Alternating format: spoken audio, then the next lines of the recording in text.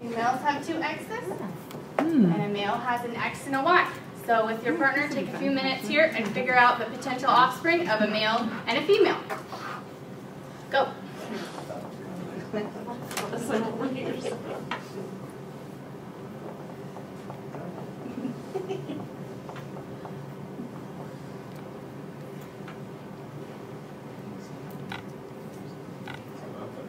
Wow.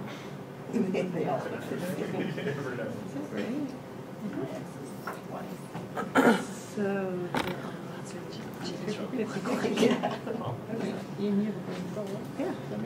yeah.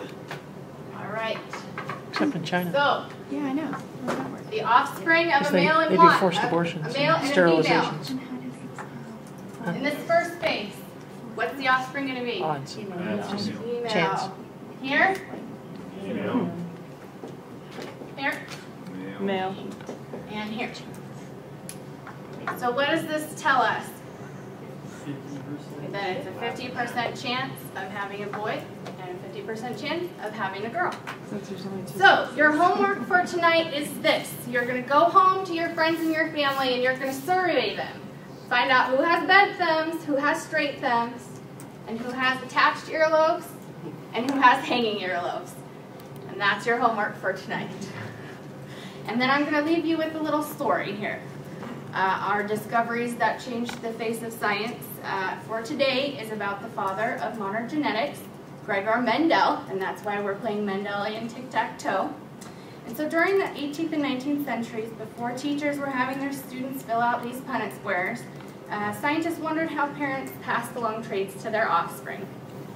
One belief during that time was that traits were stored as particles in part of each parent's body and somehow became blended together magically in their offspring.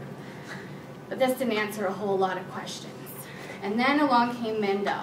He lived in a monastery and took great interest in experimenting with the flowers in the monastery's garden, trying to develop new color variations.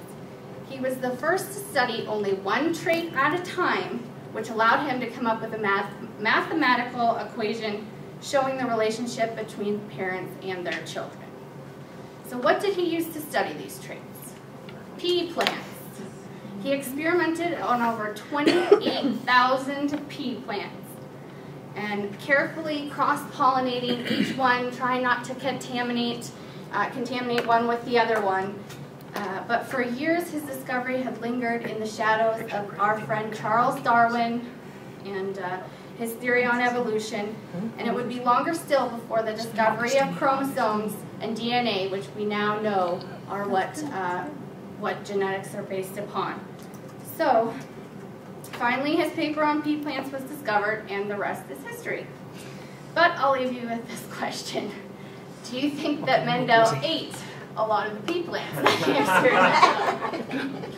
I know he ate a lot of the pea plants. It was the monastery garden. Yeah. They do. Very on food.